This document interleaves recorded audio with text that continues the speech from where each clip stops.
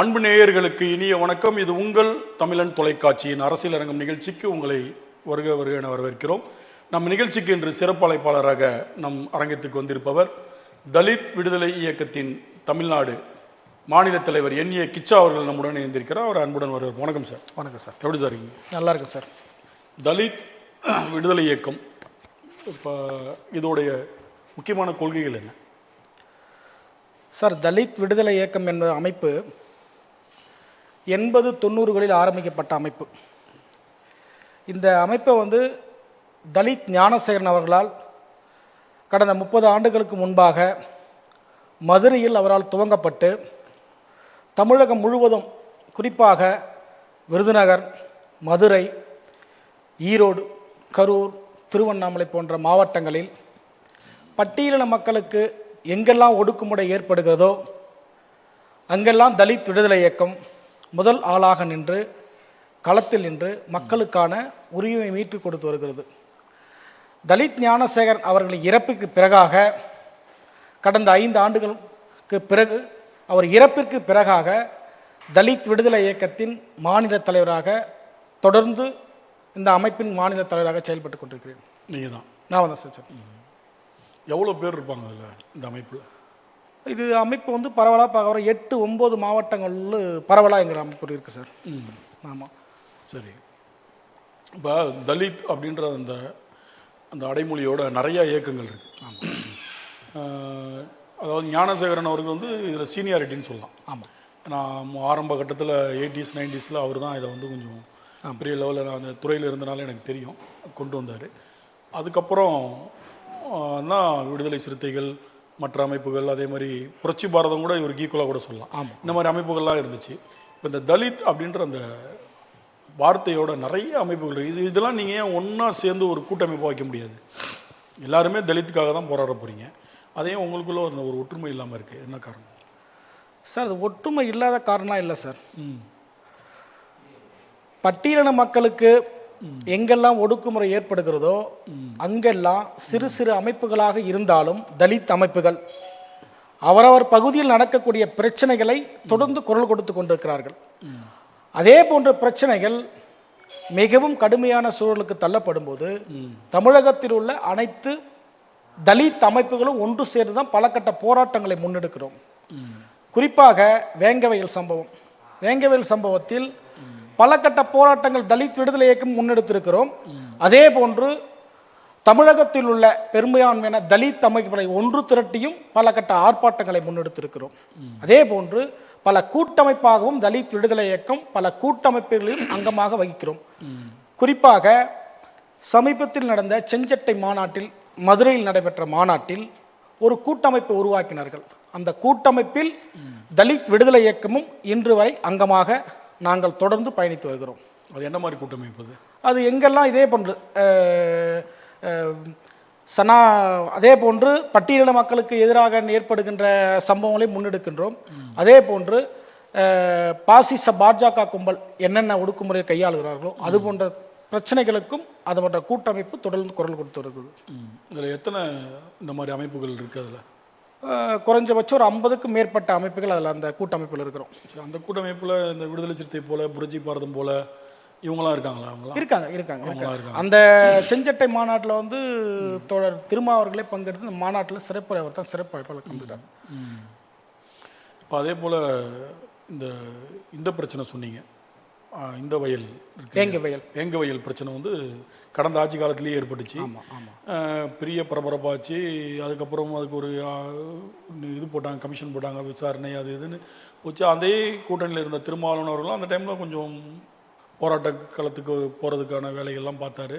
அதுக்கான உண்மையான ஆட்கள் கண்டுபிடிக்கணுன்றதெல்லாம் சொல்லிட்டு இருந்தார். அதுக்கப்புறம் அது அப்படியே முடிந்து போய் அடுத்த தேர்தலில் ஆட்சி மாற்றம் ஏற்பட்டு இப்போ பார்த்திங்கன்னா இதுவரை 60 ஆண்டுகள் இல்லாத ஒரு பெரிய ஒரு மாயையாக ஒரு தலித் அமைப்புனே சொல்லலாம், விடுதலை சிறுத்தைகள் கட்சி. அது ஆனால் அவர் பொதுன்னு சொல்லுவார்.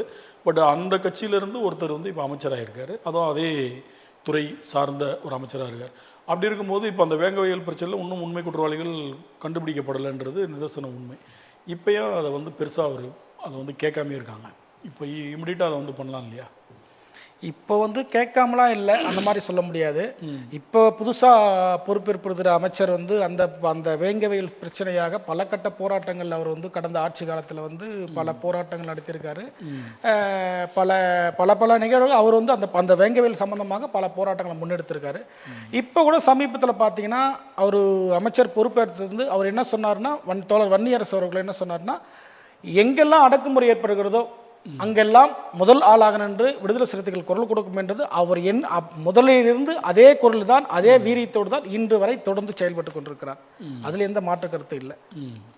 குரல் கொடுக்கறது வந்து 30 வருஷமா குரல் கொடுத்துட்டு இருக்காங்க. தீர்வு இல்லை, தீர்வுக்கான குரல் தான் அவர் தொடர்ந்து எடுத்துட்டு இருக்கோம். தீர்வுக்கான குரல் தான் கொடுத்துட்டு இருக்கோம். போன வாட்டி ஆளுங்கட்சி திமுக அந்த சம்பவம் நடந்தது, நீங்கள் கூட்டணியில் அங்கம் வகித்தீர்கள். நீங்கள் வந்து அதை கொஸ்டின்ஸ் பண்ணிகிட்டே இருந்தீங்க, யார் குற்றவாளி கண்டுபிடிங்க அப்படின்ற அந்த கொஸ்டின்ஸ் போய்கிட்டே இருந்தது. பட்டு அது அவங்க வந்து ஒரு கமிஷன் போட்டாங்க, எல்லாம் விசாரணை பண்ணோம், அது இதுன்னு சொல்லிட்டு இருந்தாங்க. அடுத்து இப்போ ஆட்சி மாற்றம் வந்துருச்சு, இப்போ நீங்கள் அதிகாரத்துக்கு வந்துட்டீங்க, அதிகாரம் உங்கள் கையில் இருக்குது.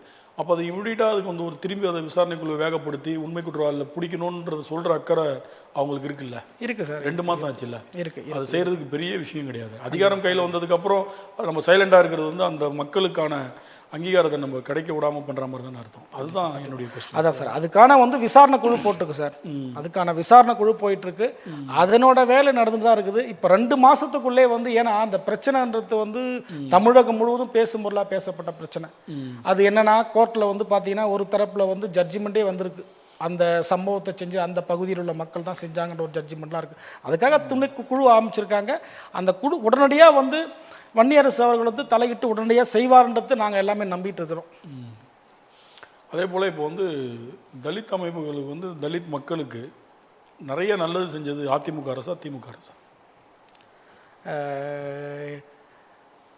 90% திராவிட முன்னேற்ற கழகம் தான் பட்டியலின தலித் மக்களுக்கான அனைத்து வகையான இடஒதுக்கீட்டு சம்பந்தமான பிரச்சனையாக இருந்தாலும் சரி, அதே போன்று பட்டியலின மக்களுக்கு வரக்கூடிய சலுகைகள் அனைத்தும் திராவிட முன்னேற்ற கழகத்தை அரசால தான் கிடைக்கப்பட்டது என்று நிதர்சனமான உண்மை. குறிப்பாக சொல்ல வேண்டும் சொன்னால், பட்டியலின மக்களுக்கு என்னென்னலாம் ஒரு சலுகைகள் இடஒதுக்கீடாக இருந்தாலும் சரி, அதே போன்று பட்டியலின மக்களுக்கு நலவாரியத்தில் உள்ள அந்த பணிகள் செய்வதாக இருந்தாலும் சரி, திராவிட முன்னேற்ற கழகம் தான் அதிகமான ஒரு ஒரு ஒரு வேலை திட்டங்கள் செய்திருக்கிறது என்பதை நிதர்சனமான உண்மை. ஆனால் இந்த தேர்தலில் தோற்கடிக்கப்பட்டது திமுக, அது எதனால? தோற்கடிக்கப்பட்டதுன்னு சொல்ல முடியாது. இப்போ வர இளைஞர்லாம் வந்து புதுசாக வந்து விஜய் என்ற ஒரு மாய அலையில் வந்து விழுந்து சினிமான்ற மோகத்தில் வந்து புதுசாக வந்து ஒரு மாற்றம் வேணும் அப்படின்ற ஒரு விஷயத்துக்காக தான் இளைஞர்லாம் இப்போதைக்கு அந்த மாதிரி விஷயத்தை பண்ணியிருக்காங்க. திராவிட முன்னேற்ற கழகத்தை கூட்டில் வந்து மக்கள் வந்து வாக்களிக்காமலாம் இல்லை, பெரும்பான்மையான மக்கள் வாக்களிச்சிருக்காங்க. இது வந்து கொஞ்சம் இருக்கிற தமிழகத்தில் மக்கள் என்ன இப்போ இளைஞர்கள்னா மாற்றத்தை எதிர்பார்த்துருக்காங்க. இந்த 2 மாத காலத்தில் தாவேகாவுடைய நிர்வாகம் எப்படி இருக்கு? தாவேகா நிர்வாகம் என்பது இன்னும் அவர்களுக்கு ஒரு சில நாட்கள் அவர்கள் அரசு சரிவர செயல்படுத்துறதுக்கு கால அவகாசம் தேவைப்படுது. அது ஒன்று.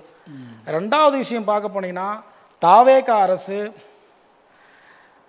தலித் மக்களுக்காக எந்த ஒரு முக்கியமான திட்டங்களை இன்று வரை 2 மாதங்களில் அறிவிக்கப்படவில்லை. குறிப்பாக பட்டியலின மக்களுக்காகத்தான் தாவேகா அரசு என்று தமிழக முதல்வர் அவர்கள் கூறி வருகிறார். பட்டியலின மக்கள் தான் அதிகமாக வாக்களித்தார்கள் என்று கூறி வருகிறார். அதே போன்று எங்களின் அரசில் 8 அமைச்சர்களுக்கு நாங்கள் வந்து அமைச்சரை கொடுத்துருக்கிறோம் அப்படின்ற மாதிரி சொல்றாரு. ஆனால் பட்டியலின மக்களுக்காக இன்னும் எந்த ஒரு ஆக்கப்பூர்வமான ஒரு சம்பவமும் இன்னும் தமிழக அரசு இன்னும் செய்யல. அப்படிதான் என்னோட. இன்னும் அதுக்கு டைம் எடுக்கும்னு நினைக்கிறீங்களா? இல்லை, அதுதான் சொல்கிறேன், நான் டைம் கொடுக்குன்னு தான் சொல்கிறேன். நம்ம இன்னும் அந்த அரசுக்கு வந்து நாங்கள் வந்து இன்னும் டைம் கொடுக்கணும். ஏன்னா குறைஞ்சபட்சம் பார்க்கணும் 6 மாதமாவது இந்த அரசுக்கு வந்து அவங்களோட அரசு என்னென்னன்ற விஷயம் தெரிஞ்சுக்கவே குறைஞ்சபட்சம் ஒரு 6 மாதம் ஆகும். அதே நேரத்தில் இப்போ திமுக கூட்டணியில் இருந்து தாவேகா கூட்டணிக்கு சென்ற திருமாவளவனுடைய செயல்பாடு கரெக்டுன்றீங்களா தப்புன்றீங்களா? அது அவர் தான் சார் கேட்கணும். இல்லை, நீங்கள் ஒரு தலித் இயக்கம் ஒரு அமைப்பாக இருக்கலாம். இல்லை சார், பார்வையில் அதுதான் சார் சொல்கிறேன். அந்த கொஸ்டினுக்கு வந்து அவர் தான் விளக்கம் கொடுக்கணும். அவர் வந்து திமுக கூட்டணியிலேருந்து தாவேகா கூட்டணி போனான்னா அந்த கேள்வி அவர்கிட்ட தான் கேட்கணும். இல்லை நீங்கள் ஒரு அமைப்பாக இருக்கீங்க. அதான் சார், அதுதான் சார் சொல்கிறேன். மற்ற விஷயம் நான் சொல்லலாம், அந்த கேள்வி வந்து அவர் தான், அதுக்கு தான பதில் வந்து அவர் தான் சொல்லணும். உங்கள் கண்ணோட்டத்தில் எப்படி பார்க்குறீங்க? எங்கள் கண்ணோட்டத்தில் என்ன சார், நான் அதான் சார், அது உள்ள நான் போக விரும்பலை. அது வந்து அவர் எடுத்துருக்கிற முடிவு, அதுக்கான பதில் அவர் தான் சொல்லணும். அதே நேரத்தில் இப்போ விஜய் அவர்கள் வந்து கடந்த ஆட்சி காலத்தில், அதாவது எதிர்க்கட்சியாக இருக்க அரசியல் ஆரம்பித்து தேர்தல் பிரச்சாரம் பண்ணும்போது நிறையா திமுக மேலே அலிகேஷன் நிறையா சொன்னார்.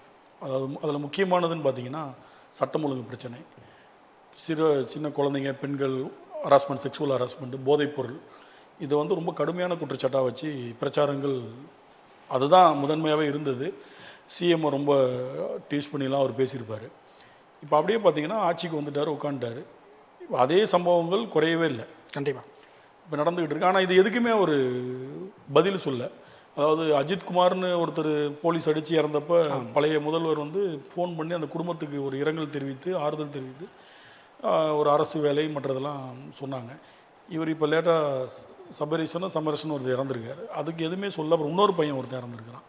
இதுக்கு எதுவுமே ஒரு முதல்வர் வாயை திறக்க மாட்டாரு. இதை எப்படி பார்க்குறீங்க? அதான் சார், திராவிட முன்னேற்ற கழகம் ஆட்சியில் நடைபெற்ற குற்றங்களை ஒரு பிரச்சாரமாக எடுத்து செஞ்சார் இப்போ இருக்கிற முதல்வர். ஆனால் இவர் பொறுப்பேற்றதுலேருந்து குற்றங்கள் அதிகமாக தான் தொடர்ந்து நடக்குது. அதேமாரி பெண்களுக்கு எதிரான பாலியல் பலாத்காரம் அதிகமாக தான் நடந்துட்டுருக்கு. திமுக ஆட்சி வந்து இவர் குறை சொன்னார். ஆனால் இவர் வந்து அதுக்கான எந்த ஒரு ஒரு சரியான ஒரு முடிவு எடுத்து இது வரைக்கும் இது இந்த பட்டியலின மக்களுக்காக சரிதான் சொல்லி பெண்களுக்கு எதிரான குற்றங்கள் நடக்கிற சம்பவத்தை பொறுத்தளவுக்கு 2 மாதத்தில் குறைஞ்சபட்சம் 100க்கும் அதிகமான கொலைகள் நடந்திருக்கு. அதேமாரி பெண்களுக்கு எதிரான பாலியல் பலாத்காரம் நடந்திருக்கு. எந்த ஒரு நடவடிக்கையும் இந்த அரசு வந்து சரிவர இன்னும் எடுக்கலை. திமுக ஆட்சியை விட அதிகமான குற்ற சம்பவங்கள் இவர் ஆட்சியில் தான் நடந்துட்டுருக்கு. அதே போல் இந்த சிங்கப்படைன்னு ஒன்று அறிவித்தாங்க. அதுக்கு ஒரு இனாகிரேஷன்லாம் பெரிய லெவலில் பண்ணாங்க. அந்த சிங்கப்படையுடைய செயல்பாடுகள் எப்படி இருக்குது சார்? இந்த சிங்கப்படைன்றதே நாங்கள் இது வரைக்கும் கண்ணில் கூட பார்க்கல சார். சிங்கப்படைன்னு சொல்லிட்டு ஒன்று ஆரம்பிச்சிருக்காரு. ஆரம்பிக்கும் போது அதை நாங்கள்லாம் டிவியில் தான் பார்த்தோம். நாங்கள் வேலை செய்கிற பகுதியெல்லாம் திருவண்ணாமலை, வேலூர், விழுப்புரம், இந்த பகுதி, கள்ளக்குறிச்சி பகுதியெல்லாம் சிங்கப்படைன்றதை நான் பார்க்கல இது வரைக்கும்.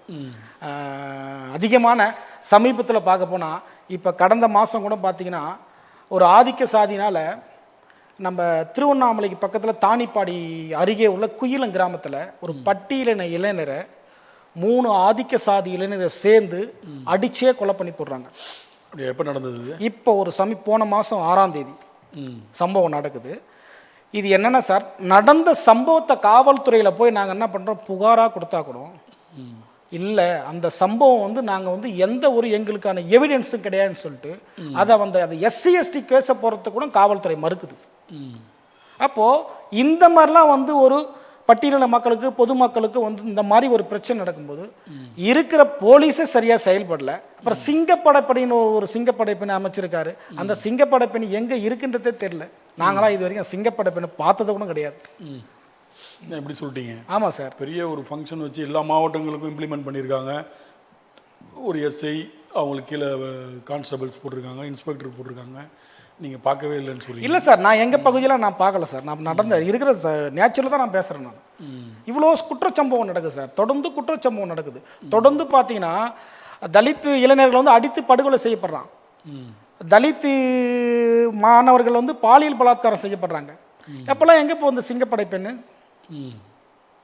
இப்போ பொதுவாக சொல்கிறீங்க, அந்த மாதிரி சம்பவங்கள் யாராவது இப்போ ஒரு பையன் சொன்னீங்க சார். இப்போது சமீபத்தில் பார்த்தீங்கன்னா திருவண்ணாமலை மாவட்டத்தில் சம்பவம் நடக்குது. மதுரை அவினாபுரத்தில் பாலாஜி என்ற இளைஞரை பட்ட பகலில் வெட்டி படுகொலை செய்கிறாங்க. காவல்துறை எந்த வழக்கு பதிவும் செய்யலை. அது ஏதாவது மோட்டிவ்? அது இல்லை சார், மோட்டிவ்னு சொல்கிறாங்க. ஆனால் வந்து காவல்துறை ஒருத்தரை வெட்டி படுகொலை பண்ணிப்படுறாங்க. காவல்துறை வேலைனா சார் வழக்கு பதிவு செய்யணும், குற்றவாளியில கைது செய்யணும். அதான் சார் காவல்துறையோட வேலை. ஆனால் காவல்துறை என்ன பண்ணுறாங்கன்னா வழக்கு பதிவே செய்யலை. 10-15 நாளாக நாங்கள் பாடியே வாங்காமல் அதுக்கப்புறம் பல கட்ட போராட்டங்கள் முன்னெடுத்த அடிப்படையில் தான் அதை வழக்கு பதிவு செய்கிறாங்க காவல்துறை. கொலை வழக்கு கொலை வழக்கில் இந்த மாதிரி வந்து காவல்துறை மெத்தனம் காட்டுறாங்க. அப்படியா? ஆமாம், அதெல்லாம் இப்போ ரொம்ப ஒரு ஆச்சரியமா இருக்கு. கொலை வழக்குனா இமிடியேட்டாக போட்டுருவாங்க, எஃப்ஐஆர் போட்டுருவாங்க, போட்டு அதுக்கு உண்டான அடுத்த ப்ராசஸ் ஸ்டார்ட் பண்ணிடுவாங்க. நீங்கள் வழக்கு பதிவு பண்ணுறதுக்கே இவ்வளோ டிலே பண்ண அந்த மாதிரி டிலே பண்ணாங்க சார் காவல்துறை. அதே போல் இப்போ வந்து கடந்த ஆட்சியில் வந்து விடுதலை சிறுத்தைகளாக இருக்கட்டும் மற்ற அமைப்புகளாக இருக்கட்டும் தனி ஒரு சட்டம் இயற்றணும் அந்த ஆணவ படுகொலை கேட்டுட்டு இருந்தாங்க. ஆமாம் சார். இப்போ அதுக்குள்ளே ஆட்சி மாறிடுச்சு. இப்போ இவங்களும் ஒரு பவரில் இருக்காங்க. இப்போ இன்னும் அதை வந்து பெருசாக கேட்குற மாதிரியே தெரியலையே முதல்வர்கிட்ட. இமிடியட்டாக கேட்டு எங்களுக்கு ஒரு தனி ஆணையம் இது கொண்டு வரணும், ஒரு சட்டம் கொண்டு வரணும் ஆணவ படுகொலைக்குன்னு இது வரைக்கும் ஒன்றும் விடுதலை சிறுத்தை சார்பாக கேட்ட மாதிரியே தெரியலையே. இல்லை சார், வன்னியரசு தோழர் இப்போ கூட இங்கே சமீபத்தில் கேட்டிருந்தார். ஆணவ படுகொலைக்கு எதிரான சட்டத்தை உடனடியே ஏற்றுன்னு சொல்லிட்டு அவர் இப்போ கூட ஒரு சமீபத்தில் வந்து 2-3 நாளைக்கு முன்னே கூட அதை பதிவு பண்ணியிருந்தார். அதேமாரி நாங்கள் வந்து என்னென்னா தமிழ்நாடு தீண்டாமை ஒழிப்பு முன்னணி ஒருங்கிணைப்பில் ஒரு 40க்கும் மேற்பட்ட அமைப்புகள் ஓய்வு பெற்ற நீதிபதி பாஷா தலைமையில் குழு அமைச்சிருக்காங்க. உடனடியாக அந்த சாதி ஆணவ படுகொலைக்கு எதிரான சட்டத்தை ஏற்றுன்னு சொல்லிட்டு சமீபத்தில் ஒரு கடந்த 1 மாதத்துக்கு முன்பாக கூட அனைத்து அமைப்புகளும் சேர்ந்து அதுக்கான ஆலோசனை கூட்டத்தை நடத்திட்டு இருக்கிறோம்.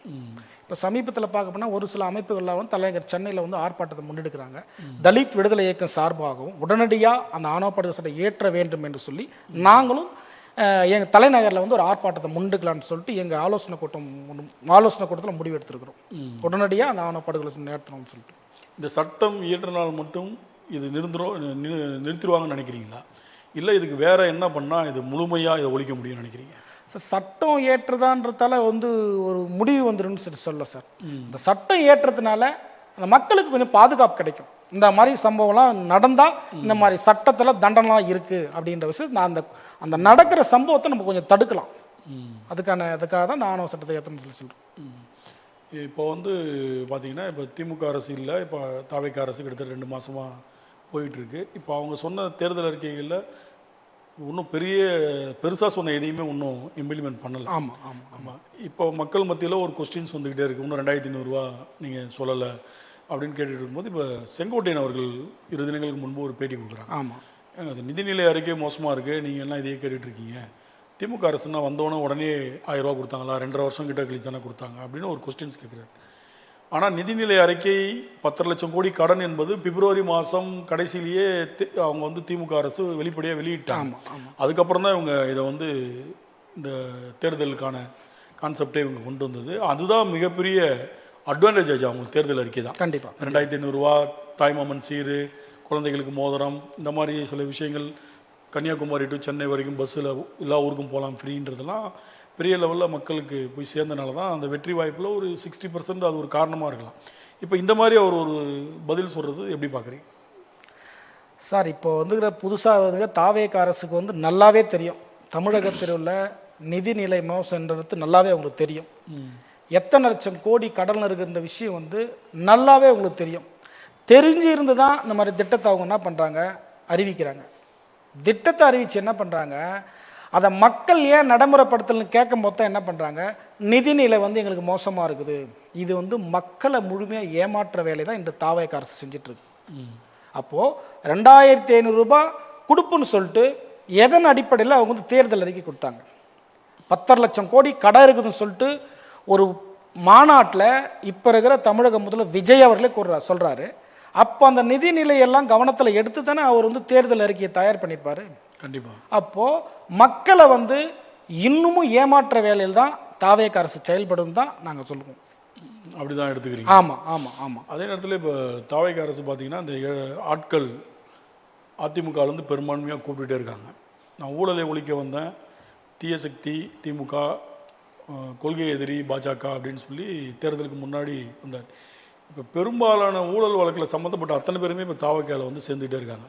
அப்போ விஜய் வந்து அவர்கள் வந்து எப்படி இது மாற்றா இருப்பார்னு நினைக்கிறீங்க? மாற்றுன்னு சொல்ல முடியாது சார்.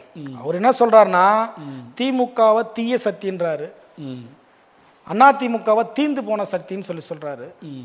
அப்போ அதிமுகல இருந்து இப்போ தாவேக்கா போனவங்க எல்லாமே வந்து அவங்கன்னா தீய சக்தின்னு சொல்ல முடியுமா?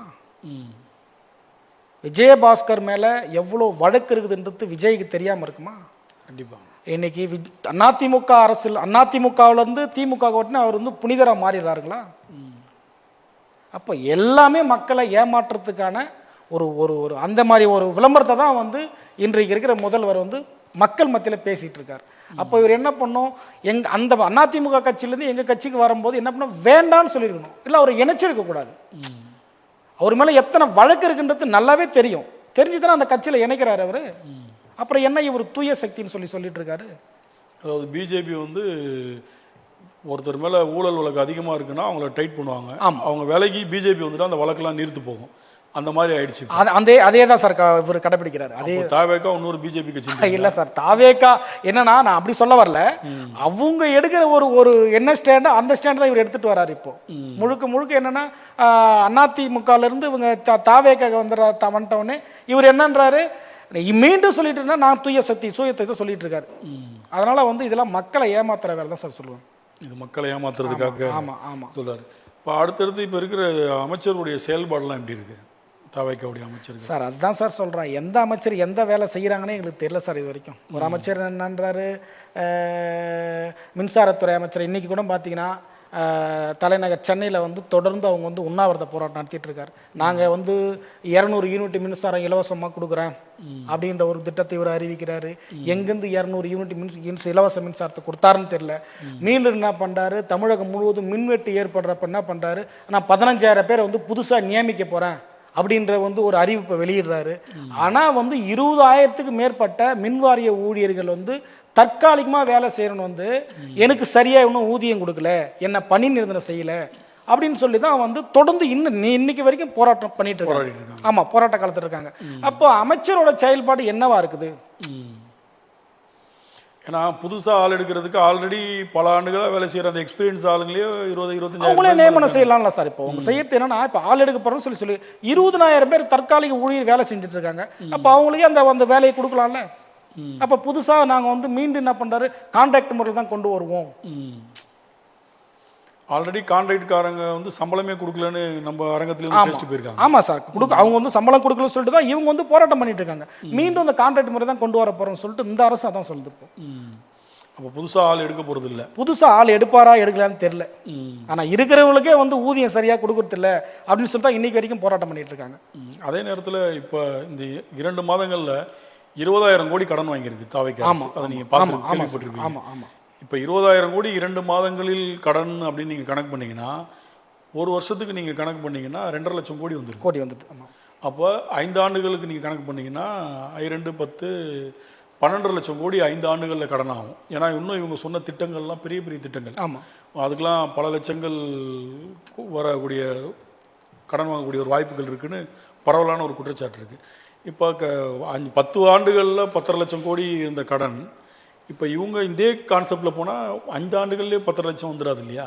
கண்டிப்பாக. அப்போ இவங்க என்ன மாதிரியான இப்போ அந்த நிதிநிலை அறிக்கைகள்லாம் ஷார்ட் அவுட் பண்ணி எப்படி இதை கொண்டு போகாமல் இப்போ கடன்லேயே போயிட்டு இருக்காங்களே, என்ன பண்ண போகிறாருன்னு தெரியல சார். இப்போ 2 மாதத்துலேயே வந்து 20-21,000 கோடி கடன் வாங்கியிருக்காரு. இன்னும் 4 வருஷத்துக்கு அதிகமான நாட்களை வந்து தமிழகத்தில் வந்து ஆட்சி செய்யணும். இவர் என்ன பண்ண போகிறாரு, தமிழக மக்கள் எந்த நிலை கொண்டு போய் விட்டு போகிறாருன்னு சொல்லிட்டு வருங்காலங்களில் தான் தெரியும். இப்போ அதே போல் யாராவது பணம் கேட்டால், காசு கேட்டால், லஞ்சம் கேட்டால், உங்கள் மகன், உங்கள் தம்பி, உங்கள் அண்ணன், உங்கள் மாமா, உங்கள் சித்தப்பா விஜய் கொடுக்கூடாதுன்னு சொல்லிட்டாருன்னு சொல்லுங்கன்னு மேடைகளில் பேசியிருக்கேன். இப்போ அதே இதை அப்படியே கட் பண்ணி பார்த்தீங்கன்னா ஆடியோலாம் நிறையா வலைதளங்களில் போயிட்டுருக்கு. வழக்கறிஞர், அரசு வழக்கறிஞர் நியமிக்கிறதுக்கு ஒரு பெண் வழக்கறிஞர்கிட்ட பேசுகிறது மாடியை பார்த்து, நானே கட்சிக்காரங்க என்கிட்டயே 12 லட்ச ரூபா கேட்குறீங்களேன்றாங்க. இல்லை நீங்கள் 12 லட்ச ரூபா கொடுங்க நம்ம கட்சிக்காரங்கனால அப்படின்ட்டுருக்கு. மற்ற சில ஆடியோக்களும் அதே மாதிரி தான் போயிட்டுருக்கு. இது சம்மந்தமாக அந்த கட்சியில் பாதிக்கப்பட்ட ஒரு பெண் வழக்கறிஞர் கோர்ட்டில் போய் கேஸ் போடுறாங்க. இந்த மாதிரி இதில் ஊழல் நடந்திருக்கு, அரசு வழக்கறிஞர் நியமனத்தில் பொதுச் செயலாளரை கோடிட்டு காட்டி வழக்கு போடுறாங்க. ஆனால் இவங்க குற்றச்சாட்டுனவங்க மேலே யார் மேலேயுமே நடவடிக்கை எடுக்காமல் வழக்கு போட்டு அவங்கள கட்சியிலேருந்து நீக்கிட்டாங்க. இதை எப்படி பார்க்குறீங்க? அதான் சார் சொல்கிறேன், இவர் சொல்கிறது எல்லாமே ஒரு புதுசாக சினிமாவில் வர ஒரு அதே போன்ற வசனங்களை தான் பேசுகிறார். எல்லாத்துலேயுமே வந்து லஞ்சம் கேட்டால் உங்கள் மாமா அரசுன்னு சொல்லுங்கள், அண்ணா அரசுன்னு சொல்லுங்கள் அப்படின்ற விஷயத்த பேசுகிறாரு, செய்கிறாரு. இவர் கட்சியிலே வந்து அந்த சட்டமன்ற வேட்பாளர் நியமிக்கிறதுக்கு கூட பணம் வாங்கிட்டு தான் வந்து வேட்பாளர் தேர்வு செய்யணுன்றது ஒரு குற்றச்சாட்டு அதிகமாக இவங்க மேலே இருக்குது. ரெண்டாவது என்னென்னா, அந்த வழக்கறிஞர் நியமன மன்றத்தில் பல மாவட்டங்களில் இதே போன்ற ஊழல் குற்றச்சாட்டு தான் இருக்குது. அப்போ என்னென்னா, இந்த விஷயம் எல்லாம் ஒரு கவனத்துக்கு போகுதா போகலையான்றதும் தெரில. இல்லை மீடியாவில் அப்பட்டமாக போயிட்டு இருக்கு. அதான் சார் சொல்லிட்டு இருக்காங்க. ஏன்னா அவரே ஒரு பேட்டியில் சொல்லியிருக்காரு, நானே என்னுடைய ரூமில் உட்காந்தேன்னா புதிய தலைமுறை எல்லா டிவியும் நான் பார்க்குறேன். ஆமாம் ஆமாம். அப்போ அது தெரியாமல் இருக்காது அவருக்கு. அதான் சார் சொல்கிறேன். இந்த மாதிரி விஷயம் வந்து என்னென்னா உண்மைக்கு புறம்பான விஷயத்தான் அதிகமாக அந்த அரசு வந்து பேசிகிட்டு இருக்காங்க. நிறைய லஞ்சம்லாம் இல்லாமலாம் கிடையாது. எல்லா அலுவலும் லஞ்சம் இன்னமும் வாங்கிட்டு தான் இருக்காங்க. அப்படியா? லஞ்சம் மேக்ஸிமம் ஒழிச்சிட்டாங்கன்றாங்களா? பத்திரப்பதிவு அலுவலாம் எல்லாமே ஆன்லைன் ஆக்கிட்டாங்க.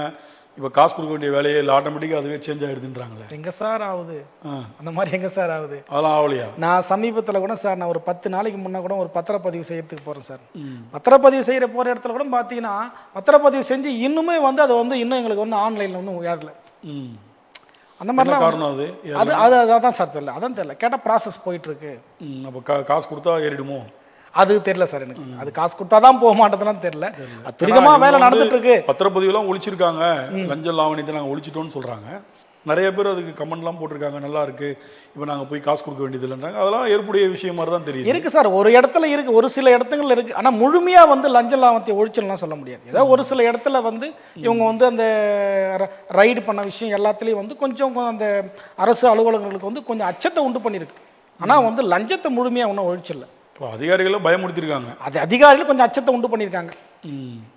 அப்போ பயந்துட்டாலே வாங்க மாட்டாங்கல்ல. அப்போ லஞ்சம் ஒளிஞ்சிக்கிட்டு வருதுன்னு தானே அர்த்தம் தாவேக அரசு வந்ததுக்கப்புறம். ஒழிஞ்சிக்கிட்டுனா சார் அதுக்கான இன்னும் வேலை திட்டங்களை இன்னும் தாவேக அரசு இன்னும் அதிகமாக அந்த வேலையை எடுக்கணும். எடுத்தால் வந்து முழுமையான லஞ்சத்தை ஒழிக்க முடியும். அதே நேரத்தில் சிஜேபி, அதாவது காக்ரோச் ஜனதா பார்ட்டி அப்படின்ற ஒரு அமைப்பு, ஒரு இயக்கம், ஒரு உச்சநீதிமன்ற நீதிபதி சொன்ன ஒரு வார்த்தையை வைத்து ஆரம்பிக்கப்பட்ட ஒரு இயக்கம். அதை ஆரம்பித்த ஒரு இந்தியர், அவர் அமெரிக்காவால் அங்கே இருந்தாலும் கூட அவர் ஆரம்பித்து ஒரு 3 மணி நேரத்துலேயே 2 கோடி பேர் அந்த இன்ஸ்டாவில் வந்து ஃபாலோஅப்ஸ் வந்தாங்க. முதல் முறையாக அவங்க ஒரு பெரிய ஒரு கண்டென்ட்டை எடுத்து இந்தியாவில் வந்து ஒரு ஆர்ப்பாட்டம் தொடர்ந்து பண்ண ஆரம்பித்தாங்க. அதில் பார்த்திங்கன்னா டெல்லியை ஸ்தம்பித்து போகிற அளவுக்கு ஒரு மிகப்பெரிய ஆர்ப்பாட்டம் அப்படின்னு சொல்லலாம். அதை தொடர்ந்து எல்லா மாநிலங்களிலையும் மாவட்டங்களில், தமிழகத்தில் கூட நடந்துச்சு இந்த ஆர்ப்பாட்டங்கள், எல்லா ஸ்டேட்லேயுமே நடந்தது. அது உச்சக்கட்டத்தில் அந்த ஆர்ப்பாட்டங்கள் நடந்துகிட்டு இருக்கும்போது ஜனநாயகன் ரிலீஸ் ஆகுது. ஆனால் இங்கே உள்ள இளைஞர்கள் எல்லாம் அந்த ஜனநாயகனில் போய் ஒரு கொண்டாடிட்டு இருக்காங்க. அமைச்சர்கள் எல்லாம் போய் ஜனநாயகன் பார்த்துட்டு அழுகுறாங்க. இதெல்லாம் எப்படி பார்க்குறீங்க? அதான் சார், இப்போது நீட் தேர்வுன்றது மாணவர்களின் மருத்துவ கல்லூரியை வந்து பறிக்கத்தான் நீட்ன்றது. அந்த நீட்டே வேண்டான்னு சொல்லிட்டு தான் தமிழகம் இல்லாத இந்தியா ஃபுல்லாக வந்து பல கட்ட போராட்டங்கள் மாணவர்கள் தொடர்ந்து எடுத்துகிட்ருக்கோம். 2017 தொடர்ந்து அனிதா மரணத்துக்கு பிறகு பல கட்ட போராட்டங்கள் எடுத்துகிட்ருக்கோம். குறிப்பாக சமீபத்தில் இப்போ கடந்த ஒரு 2-3 தினங்களுக்கு முன்பாக கூட தலித் விடுதலை இயக்கம் மற்றும் தோழமைப்பெல்லாம் சேர்த்து நீட்டுக்கு எதிரான ஆர்ப்பாட்டங்களை எடுத்தோம். அது தொடர்ந்து அந்த ஆர்ப்பாட்டங்கள் முன்னெடுத்துருக்குறோம். நானே அந்த விஷயத்தை வந்து குற்றச்சாட்டாக வச்சேன். நார்த் இந்தியன்ஸ் இளைஞர் எல்லாமே நீட்டை ரத்து செய்யணும்னு சொல்லிட்டு பல மாணவர்கள் வந்து பல ஆர்ப்பாட்டங்கள் நடத்தி போலீஸார் தடியடி நடத்தப்பட்டு உடனடியாக நீட்டை ரத்து செய்யணும், மத்திய மந்திரி பதவி விலகணும்னு சொல்லிட்டு பல கட்ட போராட்டங்கள் முன்னெடுக்கிறாங்க. அப்போ என்னன்னா, இந்த போராட்டம் நடக்கும்போது இப்போ இருக்கிற தமிழக முதல்வர் நடித்த திரைப்படம் ஜனநாயகன் தமிழகம் முழுவதும் மாணவர் மத்தியில் வந்து என்ன ஒரு போராட்ட கழகம் போயிட்டு இருக்குது. தமிழகத்தில் வந்து தொடர்ந்து சென்னை உள்ளிட்ட பல மாவட்டங்களில் போராட்டம் முன்னெடுக்கிறாங்க. ஒன்று அவர் பட ரிலீஸை வந்து தள்ளி வச்சிருக்கணும், ஜனநாயக பட ரிலீஸை தள்ளி வச்சிருக்கணும். ஏன்னா மாணவரோட வாழ்க்கை தான் நம்ம முக்கியமான விஷயமா இருக்கு. இளைஞர்கள் தான் அவரை வந்து இன்னைக்கு தேர்ந்தெடுத்திருக்காங்க, அதிகமான இளைஞர் வாக்கர்ஸ் தான் தேர்ந்தெடுக்காங்க. அப்போ என்னன்னா, நீட்டை வந்து ஒரு பொருட்டாக எடுத்துக்காம தான் அந்த படத்தை வந்து அவர் ரிலீஸ் பண்ணுறாரு. இல்லை மாணவர்களுடைய போராட்டத்தை வந்து திசை திருப்பணுன்றதுக்காக தமிழக முதல்வர் இந்த படத்தை ரிலீஸ் பண்ணுறாரா தமிழகத்தில்? அப்படின்னா கூட எங்களுக்கு அதிகமான கேள்வி இருந்துச்சு. அப்போ மாணவர்கள் மீது வந்து தமிழக முதல்வர் வந்து அக்கறை இல்லாமல் தான் அந்த படத்தை ரிலீஸ் பண்ணுறாரா? ஏன்னா மாணவர் எல்லாமே இன்னைக்கு விஜய் விஜய் விஜய்னு அந்த இளைஞர் எல்லாமே விஜயோட முகத்தில் தான் இருக்காங்க. அப்போ அந்த படம் ரிலீஸ் ஆகும்போது மாணவர்கள் போராட்டம் வந்து அந்த போராட்டம் முறியடிக்கப்படும். அந்த கண்ணோட்டத்தில் தான் அந்த படம் ரிலீஸ் பண்ணாரா கூட நாங்கள் எங்கெல்லாம் கேள்வி இருக்குது. அப்போது நீட்டுன்றது வாயால் மட்டும் தான் இவர் பேசுகிறாருங்களா? அப்போ நீட்டை ரத்து செய்யணும்னு சொல்லிட்டு தமிழக அரசுக்கு வந்து ஒரு அக்கறை இல்லைங்களா? அப்படி தான் எங்களோட முற்போக்கு அமைப்புகள் நாங்கள் பல கட்ட போராட்டங்களில் அந்த விஷயத்தையே நாங்கள் பதிவாக கூட பதிவு பண்ணோம். இதை தமிழக அரசே முன்னெடுத்துருக்கணும். முன்னெடுத்து தமிழகத்தில் வந்து நீட்டு வேணான்னு சொல்லிட்டு டெல்லியில் நடத்துகிற மாதிரி இங்கே தமிழக அரசு, தமிழக முதல்வர் தலைமையில் கூட நடத்திருக்கலாம். ஏன்னா மாணவர்களோட வாழ்க்கை தான் இன்னைக்கு இருக்கிற சூழல் வந்து முக்கியமான பிரச்சனையாக இருக்குது. அப்போ அதையே வந்து இவர் வந்து ஒரு பொருட்டாக கூட எடுத்துக்கலையே. அதே நேரத்தில் நீங்கள் சொல்லும் போது அனிதா மரணத்துக்கு பிறகு அப்படின்னு சொன்னீங்க. அனிதா மரணத்துக்கு இங்கேருந்து விஜய் அவர்கள் நேரடியாக அந்த வீட்டுக்கு போய் அவங்க சகோதரருக்கு ஒரு சின்ன நிதி உதவி பண்ணிவிட்டு ரொம்ப ஆறுதல்லாம் கூறிட்டு நீட்டுக்கான எதிராக அப்போவே பேசியிருக்கார். அப்படி இருந்த அவர் இப்போ தேர்தல் பிரச்சாரத்தில் கூட நீட்டு வந்து ஒழிக்கிறேன்னு சொன்னாங்க, திமுக ஒழிக்கலை, ஏமாற்றிட்டாங்கலாம் பிரச்சாரம் பண்ணார். இவர் அதிகாரத்துக்கு வந்து உட்கார்ந்ததுக்கப்புறம் இந்த நீட்டை கொண்டு வரதுக்கு காரணமாக இருந்தது காங்கிரஸ் அப்படின்றது எல்லாருக்கும் தெரியும். அதை இம்ப்ளிமெண்ட் பண்ணது பிஜேபி. அந்த கான்செப்டை கொண்டு வந்தது காங்கிரஸ், அதில் மாற்று கருத்து இல்லை. அதை வந்து பக்காவாக அதை வந்து இம்ப்ளிமெண்ட் பண்ணது வந்து பிஜேபி. அப்படி இருக்கும் பட்சத்தில் இவர் வந்து இங்கேருந்தே பிரதிநிதியை வந்து அங்கே அனுப்பியிருக்கலாம், டெல்லிக்கு அனுப்பி நீங்கள் போராடுங்கன்னு சொல்லியிருக்கணும். ஏன்னா நீட்டுக்கு எதிரானவர் தான் விஜய் அவர்கள். அதுக்கப்புறம் கொடுத்த பேட்டியில் கூட என்ன சொல்லியிருக்காரு, நீட்டு ஒழியணுன்ற என்பதில் எங்களுக்கு மாற்று கருத்து இல்லைன்னு சொல்லியிருக்காரு. அதே நேரத்தில் இங்கே நடந்த போராட்டங்களில் மாணவர்கள் போலீஸாரினால் தடியடிக்கு உட்பட்டு ரொம்ப கடுமையாக பாதிக்கப்பட்டாங்க. இப்போ இதெல்லாம் வந்து இரட்டை வேடம் போல தெரியுதுன்ற மாதிரி மக்கள் மத்தியில் ஒரு பேச்சு இருக்கு. இதை எப்படி பார்க்குறீங்க? இதை தான் சார் உண்மை. நாங்களும் சொல்கிற விஷயம் அதுதான். இப்போ என்னென்னா டெல்லியில் நடத்துகிற மாணவர்களுக்கு வந்து அனுமதி கொடுக்க மாட்டோம், பேரணி நடத்த அனுமதி இல்லைன்னு சொல்லிட்டு மத்தியில் ஆள்ற பிஜேபி சொல்கிறான். தமிழ்நாட்டில் சென்னை மற்றும் பல மாவட்டங்களில் போராட்டம் நடத்துறதுக்கு அனுமதி கிடையாது. போராட்டம் நடத்தினா அரெஸ்ட். மத்திய அரசு எடுக்கிற நடவடிக்கை தான் தமிழக அரசும் எடுக்குது. அப்போ நீட்டுக்கு எதிராக தான் விஜய் செயல்பட்டுருக்காரா, இல்லை நீட்டு வேணும்னு விஜய் நினைக்கிறாரா? அதுவே குழப்பமாக இருக்குது. அதுவே எங்களுக்கு குழப்பமாக தான் இருக்குது. அதே நேரத்தில் இப்போ கரூரில் இந்த இறந்த போனாங்க 41 பேர் சில்லறை போனாங்க. அந்த நிகழ்வுக்கு வந்து இப்போ இடையில போயிட்டு 31 குடும்பங்களுக்கு அரசு வேலை கொடுத்து ஆர்டர்லாம் கொடுத்துருந்தார். அதை வந்து நாம் தமிழர் கட்சி எதிர்த்து கோர்ட்டுக்கு போனாங்க. கோர்ட்டு வந்து அது எப்படி நீங்கள் கொடுக்கலாம், புரோட்டோகால் படி அது சாத்தியப்படாது, நீங்கள் கொடுத்தது ரொம்ப தப்பு அப்படின்னு கடுமையாக நீதிபதி அவர்கள் வந்து தன்னுடைய இதில் தீர்ப்பில் சொல்லியிருக்காங்க. அந்த இதில் அதே நேரத்தில் இன்னொன்றும் சொல்லியிருக்காங்க, தினமும் ஆக்சிடெண்ட்டில் எவ்வளோ பேர் சாகுறாங்க, சிலர் கடலில் குளிக்க போய் இறந்துடுறாங்க. அப்போ இவங்களுக்கு வீட்டில் உள்ளவங்களுக்குலாம் நீங்கள் வேலை கொடுக்க முடியுமா அப்படின்ற ஒரு கொஸ்டின்ஸும் வச்சுருக்காங்க. ரெண்டாவது, பல லட்சம் பேர் ப்ராப்பராக படித்து முடிச்சுட்டு அந்த வேலைக்காக க்யூவில் காத்துட்ருக்காங்க, அவங்களுடைய எதிர்காலம்லாம் என்ன ஆகும் அப்படின்னு சொல்லி ஒரு சாட்டையடி தீர்ப்புன்னு கூட இல்லை பரவலாக சமூக வலைதளங்களில் போய்கிட்டு இருக்கு. இப்போ அவங்க மேல்முறையீடு போயிருக்காங்க. இதை எப்படி பார்க்குறீங்க? அதான் சார், நாங்கள் கோர்ட்டு கொடுத்த தீர்ப்பை வரவேற்கிறோம். ஒன்று. ரெண்டாவது என்னென்னா, விஜயை பார்க்க வந்த மக்கள் தான் இறந்து போயிருக்காங்க. அப்போது விஜயை பார்க்க வந்த மக்களுக்கு அரசாங்கம் என்ன நிதி கொடுக்கணுமோ அந்த நிதி வந்து தமிழக அரசும் கொடுத்துச்சு, விஜயும் கொடுத்தார். கிட்டத்தட்ட ஒரு 35 லட்ச ரூபா ஒவ்வொரு குடும்ப தொழில் கூட பண்ணலாம், சுய தொழில் பண்ணலாம். சுய தொழில் பண்ணி அந்த குடும்பத்துக்கான வாழ்வாதாரத்தை எல்லாத்தையுமே வந்து அந்த அவங்க கொடுக்குற நிதியை வச்சு எல்லாத்தையும் பயன்படுத்திக்கலாம். என்னன்னா இவர் என்ன பண்ணுறாருன்னா, இப்போது தமிழகத்தில் கிட்டத்தட்ட ஒரு 4 லட்சத்துக்கு அதிகமான இளைஞர்கள் படித்துட்டு வந்து வேலை இல்லாமல் இருக்கான். படித்த இளைஞர்களுக்கு வேலை கொடுக்கலாமே. உங்களை பார்க்க வந்தாங்க, உங்களை பார்க்க வந்து இறந்து போனாங்கன்றதுக்காக அவங்களுக்கு வந்து அரசு வேலை கொடுக்குறீங்களா? நான் கருணை அடிப்படை கொடுக்குறீங்கன்றது சொல்ல வரல. அதே மாதிரி என்னென்னா, மற்ற இளைஞர்கள்லாம் படிச்சுட்டு சும்மா இருக்கிறான். அதேமாரி விபத்தில், சாலை விபத்தில் ஏற்படுற மரணங்கள், அதேமாரி பார்க்க போனால் ஒரு 4 ஆண்டுகளுக்கு முன்பாக கோவையில் பார்த்தீங்கன்னா 17 தலித் மக்கள் வந்து சுவர் விழுந்து இறந்து போனாங்க.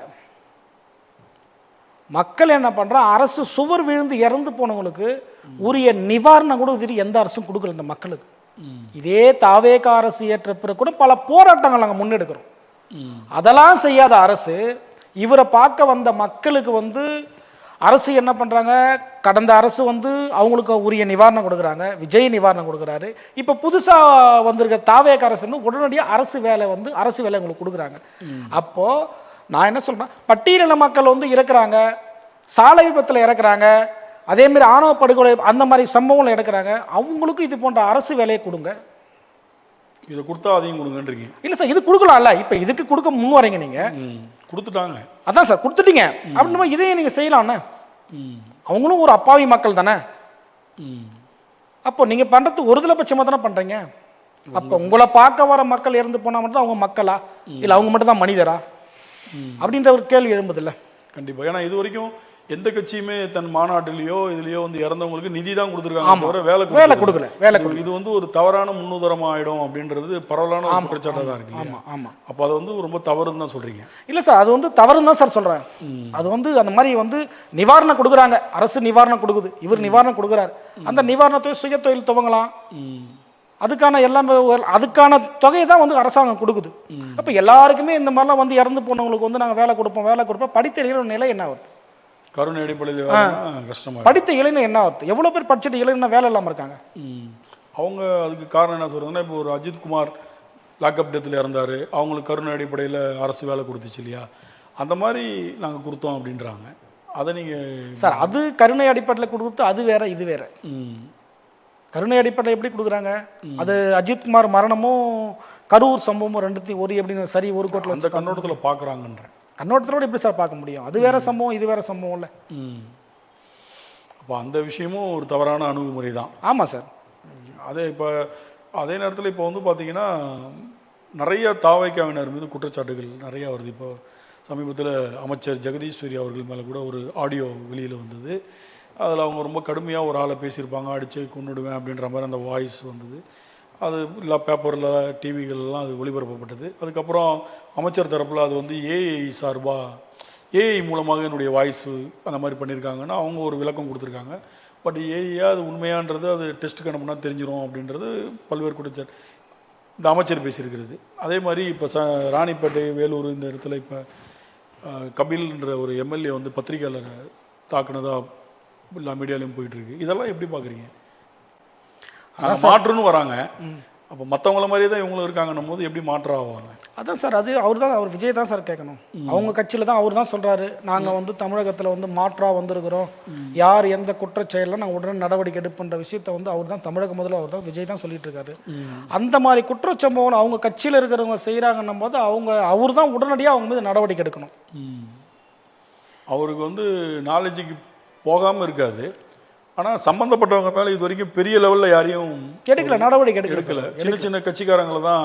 ஆமாம், இப்போ ஒரு வழக்கறிஞர்கிட்ட பேசின ஒரு பகுதியில் உள்ள ஒரு நிர்வாகியை தான் தூக்கியிருக்காங்க தவிர அவர் சொல்கிறாரு மேலிடத்துல தான் கேட்குறாங்கன்றாரு. அந்த மேலிடம் யாருன்னு அவரை கூப்பிட்டு விசாரித்து அந்த மேலிடத்துல தூக்க மாட்டாங்கல்ல.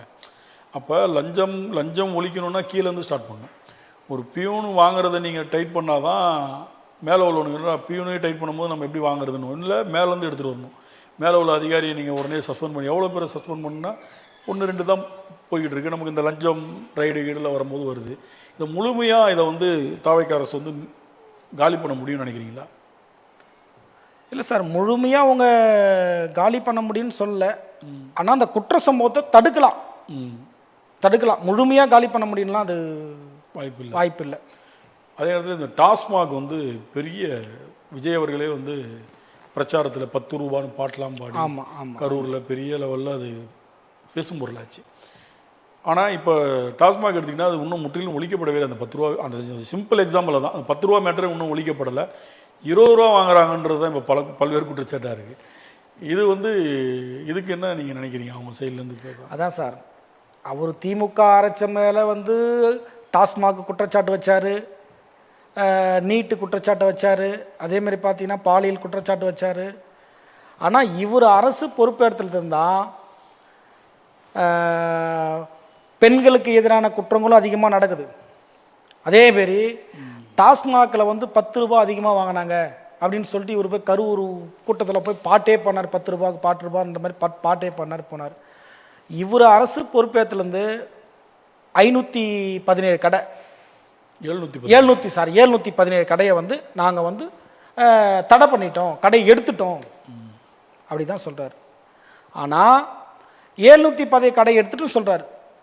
இன்னமும் அந்த பாட்டிலுக்கு வந்து 10-20 வந்து கூடுதலாக வாங்குறத எந்த டாஸ்மாக் கடையில் நிப்பாட்டல. தொடர்ந்து அந்த ஒரு லஞ்சத்தை இன்னமும் வாங்கிட்டு தான் இருக்காங்க. அப்போது டாஸ்மாக் கடை ஊழல் என்று தொடர்ந்து இன்னும் நடந்து தான் இருக்குது.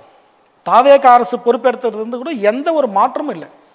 அன்னைக்கு அவங்க அரசுல என்ன தவறு நடந்தோ அதே தவறு தான் இவர் கூடுதலான தவறு தான் நடக்குது வச்சு குறைஞ்சதா இது வரைக்கும் எதுவும் இல்லை. அதான் எக்ஸாம்பிள் அந்த டாஸ்மாக்லேயே உங்களால் அதை வந்து ஒழிக்க முடியலையே, மற்ற இடத்துல எப்படி ஒழிக்க முடியும்னு நினைக்கிறீங்க? அதுதான் சார் சொல்கிறேன், நாங்களும் சொல்லிட்டு இருக்கேன் சார். இவர் தான் சார் நான் லஞ்சத்தை ஒழிச்சிட்றேன், என் அண்ணன் சொல்லுங்க, அண்ணன் சொல்லுங்க, தம்பின்னு சொல்லுங்க, தம்பி அரசுன்னு சொல்லுங்க பேசுறாரு போறாரு, சினிமா வசனமா பேசுறாரு. எந்த ஒரு லஞ்சத்தையும் இன்னும் வந்து முழுமையா ஒழிச்சதா தெரியலீங்களே. அதே நேரத்தில் இப்போ அவங்க கூட்டணியில் இருக்கிற கம்யூனிஸ்ட் வந்து இப்போ பல்வேறு கேள்விகள் கேட்க ஆரம்பிச்சிட்டாங்க. நீங்கள் போலீஸை வச்சு மாணவர்களை அடித்தது தப்பு தப்பு அந்த மாதிரி இப்போ அவரை வந்து தொடர்ந்து கொஸ்டின் பண்ண ஆரம்பிச்சிட்டாங்க. இப்போ அவருக்கு வந்து இப்போ அந்த ஆட்சிக்கான ஒரு இடைஞ்சல் மாதிரி இதை எடுத்துக்கலாமா? இடைஞ்சல் இல்லை சார், இடதுசாரிங்க எப்பவுமே தவறுன்னு சுட்டி காட்டுறது தான் இடதுசாரிகள். நாங்கள் இடதுசாரிகளை தொடர்ந்து பயணிச்சுட்டு இருக்கிறோம். இப்போ கூட வந்து பார்த்தீங்கன்னா இப்போ சிபிஎம் தோழர் வீரபாண்டியன் தலைமையில் வந்து இப்போ வந்து எங்களுக்கு கருத்தரங்கு கூட்டிருக்குது. ஆனால் அந்த சிபிஎம் பொறுத்தளவுக்கு எங்கே குற்றம் நடந்தாலும் ஆட்சியிலே அவங்க இருந்தாலும் தவறுன்னு சுட்டி காட்டுறாங்க. அதில் எந்த தவறும் இல்லை. அதனால் ஆட்சிக்கு அவங்க இடையூறு பண்ணுறது அந்த மாதிரி விஷயம்லாம் நம்ம எடுத்துக்க முடியாது. அதே நேரத்தில் காங்கிரஸோ விடுதலை சிறுத்தையோ ஐயுமெல்லோ இவங்கெல்லாம் யாருமே இதை பற்றி பேசவே மாட்டாங்களே. இவங்களும் கூட்டணியில் தானே இருக்காங்க. ஆமாம் ஆமாம். இவங்க பேசாததுக்கு காரணம் என்னவா இருக்கும்? அது அவங்க கட்சி தலைமை தான் சார் சொல்லணும். இல்லை ஈஸியாக சொல்லிடலாமா? நீங்கள் எல்லாத்தையும் சொல்லிட்டு இருக்கீங்க. இல்லை சார், அவங்க அது வந்து நம்ம எப்படி சார் சொல்ல முடியும்? அவங்க வந்து அதை வந்து பதவிக்காகன்னு கூட இருக்கலாம்ல. அப்படி நம்ம சொல்ல முடியாது சார். அது வந்து என்னன்னா மக்களுக்கு வந்து இந்த மாதிரி வந்து மக்களுக்கு மாணவர்களுக்கு பிரச்சனை நடக்குதுன்னு போது நம்ம வந்து எல்லாமே குரல் கொடுக்கணும். அது அவங்க குரல் கொடுக்காத அவங்களோட நிலைப்பாடு. தமிழகத்தில் சட்டம் ஒழுங்கு எப்படி இருக்கு? சட்டம் ஒழுங்கு சார் இது வரைக்கும் தமிழகத்தில் வந்து சட்டம் ஒழுங்கு அதிகமான குற்ற சம்பவம் வந்து நடந்துட்டு இருக்கு. 2 நாளைக்கு முன்னாடி சென்னை சென்ட்ரல் கிட்ட மாணவர்கள் மோதல், ஆமாம், அருவா வெட்டு பட்டப்பகல்ல, இதெல்லாம் வந்து ஏற்கனவே தொடர்ந்து தமிழ்நாட்டில் தொடர்ந்து மாணவர்கள் மத்தியில் கடந்த ஒரு வாரத்துக்கு முன்ன கூட திருநெல்வேலியில் வகுப்பறையில் ஒரு மாணவன் வெட்டுறான்.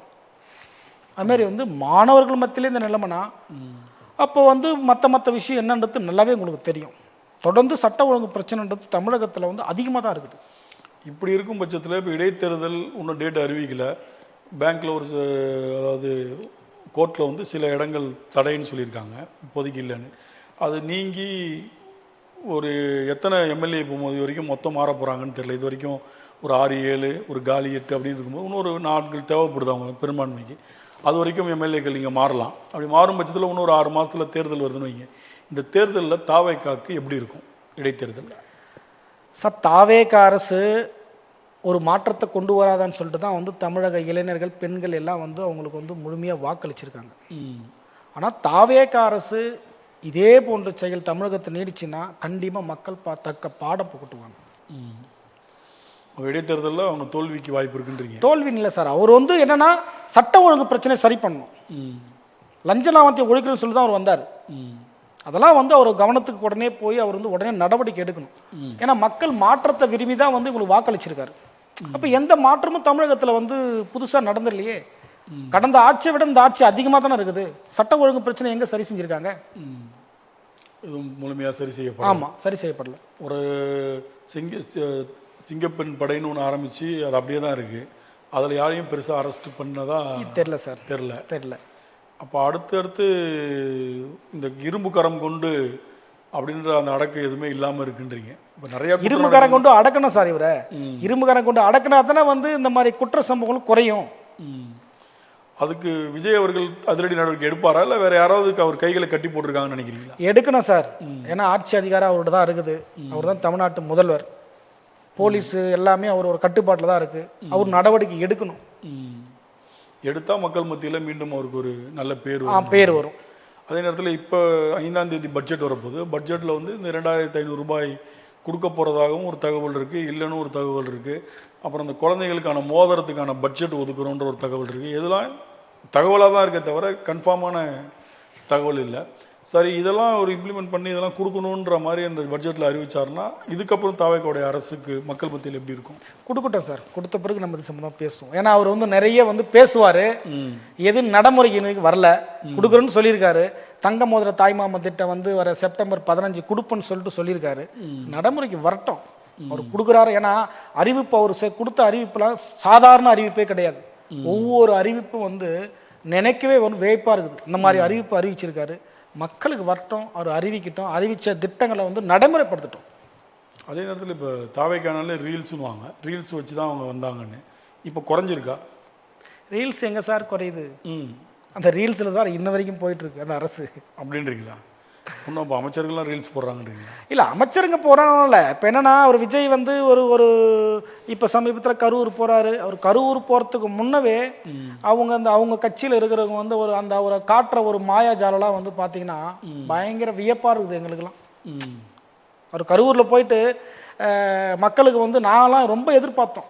இன்னும் அதிகமான அந்த கரூர் மக்களுக்கு வந்து திட்டங்களை அறிவிப்பார், இன்னும் மக்களுக்கு இன்னும் அதிகமான ஒரு சலுகைகளை அறிவிப்பார் அப்படின்லாம் எதிர்பார்த்தோம். இந்த மாதிரிலாம் எதுவும் இல்லை. ஆனால் இவர் போய் வந்த விஷயத்தையே பார்த்தீங்கன்னா அவங்க போடுற ரீல்ஸ்லாம் வந்து அதை பார்க்கவே ரொம்ப வியப்பாக இருக்குது. ரீல்ஸாக தான் ஒன்றும் இருக்குது.